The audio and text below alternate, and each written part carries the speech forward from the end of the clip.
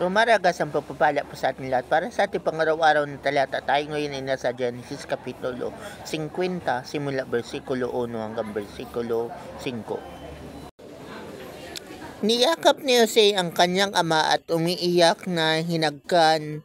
Pagkatapos inutusan niya ang kanyang mga manggagamot na imbalsamuhin ang bangkay, ayon sa kaugalian ng Ehipsyo. 40 araw ang ginugol nila sa paggawa nito. 70 araw na nagluksa ang bansang Ehipto. Pagkatapos ng pagluluksa, sinabi ni Jose sa mga kagawa ng Paraon,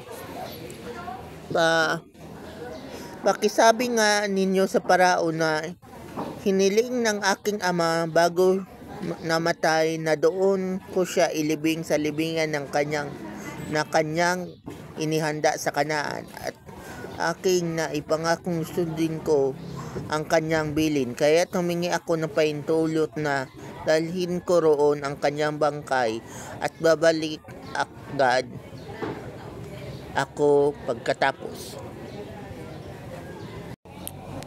So, sa passage na to, si Jacob ay namatay na nga. Pero sa passage na to, mababasa rin natin na yung kultura at tradisyon ng ancient Egypt nung panahon nila.